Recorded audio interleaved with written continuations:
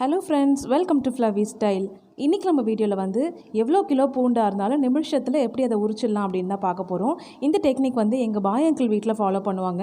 அவங்க நிறையெல்லாம் பிரியாணி செய்வாங்க இல்லையா, அப்போல்லாம் வந்து இப்படி தான் அவங்க ஃபாலோ பண்ணுவாங்க. ஸோ அதை தான் வந்து நான் உங்க கூட ஷேர் பண்ணுறேன். நம்ம வீட்டிலலாம் விசேஷம் அப்படிலாம் வந்துச்சுன்னா எல்லாருக்கும் கொஞ்சம் கொஞ்சம் பிரித்து பிரித்து கொடுவோம். நீ இதை உரிச்சு கொடு, நீ இவ்வளோ உரிச்சு கொடு, யார் அதிகமாக உரிக்கிறான்னு பார்க்கலாம் அப்படிலாம் போட்டி வச்செல்லாம் உரிப்போம். ஏன்னா பூண்டு உரிக்கிறது தான் ஒரு பெரிய டாஸ்க்கே. ஃபங்க்ஷனுக்குலாம் பூண்டு தான் அதிகமாக தேவைப்படும். அது பிரியாணி செஞ்சால் ரொம்பவே தேவைப்படும்.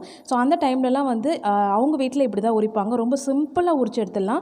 நம்மளும் வீட்டில் ட்ரை பண்ணும்போது அந்த மாதிரி ட்ரை பண்ணி வச்சுக்கலாம். இப்போ ஊறுகாய் அரைக்கணும், பூண்டு இஞ்சி பேஸ்ட் அரைக்கணும் அப்படின்னா இந்த மாதிரி செஞ்சு வச்சுக்கலாம்.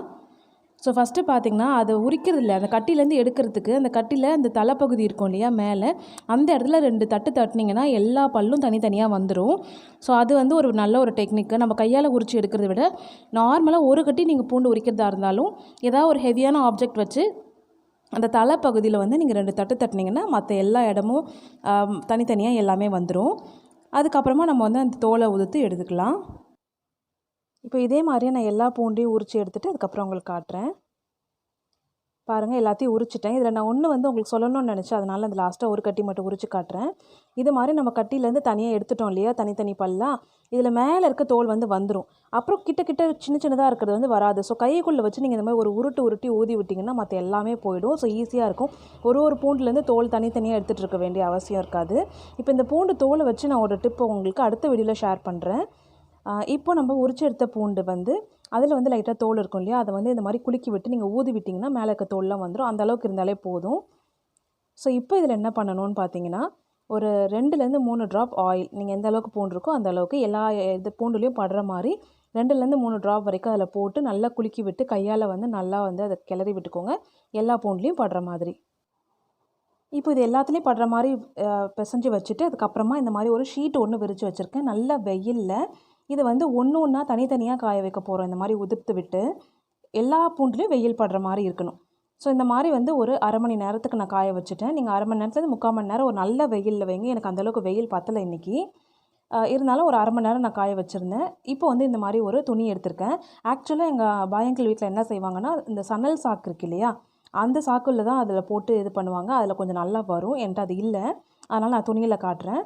இது மாதிரி நல்லா பிடிச்சிட்டு ஃபஸ்ட்டு ஒரு 2-3 தட்டு தட்டிக்கோங்க. தட்டிட்டு இந்த மாதிரி கையால் வச்சு அதை நல்லா உருட்டணும். அப்போ தான் தோல் வந்து தனியாக வரும்.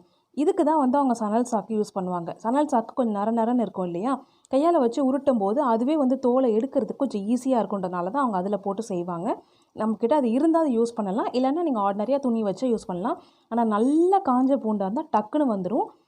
கொஞ்சம் வெயில் பத்தலை அப்படின்னா இன்னொரு நாள் கூட காய வச்சு எடுத்துக்கோங்க. இல்லைனாலுமே கையால் வந்து நீங்கள் கொஞ்சம் அழுத்தி இப்படி ப்ரெஸ் பண்ணிங்கன்னா தனித்தனியாக வந்துடும். இப்போ பாருங்கள், ஒன்றுமே செய்யாமலே எத்தனை பூண்டு வந்து அப்படியே வந்து நம்மளுக்கு தோல் இல்லாமல் சூப்பராக வெளில வந்துருச்சுன்னு சொல்லிட்டு. இன்னும் நல்லா வந்து ஒரு அரை மணி நேரத்துக்கு மேலே 1 மணி நேரம் வந்து நல்ல வெயிலில் வந்து காஞ்சிருந்ததுன்னா நீங்கள் எல்லா பூண்டுமே 2 தட்டு தட்டி கையால் நீங்கள் உருட்டி எடுத்திங்கன்னா எதுவுமே நீங்கள் வந்து உரிக்கவே தேவையில்லை. அப்படியே அதிலே வந்து உரிச்ச மாதிரியே கிடக்கும். அதை நம்ம எடுத்துக்கலாம். இப்போ இதிலே வந்து 3/4 பூண்டு அப்படி தான் கிடக்கு. நான் அதை மட்டும் தனியாக எடுத்துக்கிறேன். அது ஒழுங்காக வந்து உருப்படாத வந்து திரும்பவும் நான் கையால் வச்சு 2 உருட்டி 2 தட்டு தட்டி திரும்பவும் நான் வந்து எடுக்க போகிறேன். பார்த்தீங்களா எவ்வளோ சூப்பராக வந்துருச்சுன்னு. ஸோ ரொம்ப சிம்பிளாக வந்து எத்தனை கிலோ பூண்டாக இருந்தாலும் இந்த மாதிரி நம்ம உரிச்சு எடுத்துக்கலாம். நம்ம வந்து பூண்டு ஊறுகாய் செய்யணும், இல்லை இஞ்சி பூண்டு பேஸ்ட் அரைக்கணும், இல்லை கெஸ்ட் யாராவது வந்துட்டாங்க அதிகமாக சமைக்கணும் அப்படின்னா இந்த மாதிரி நீங்கள் ஃபாலோ பண்ணிக்கலாம். நான் ஆல்ரெடி ஒரு டிப் நம்ம வீடியோவில் வந்து ஷேர் பண்ணியிருக்கேன். அந்த டிப் மூலியமாகவும் நீங்கள் யூஸ் பண்ணிக்கலாம். இந்த மெத்தடை நீங்கள் ஃபாலோ பண்ணிக்கலாம்.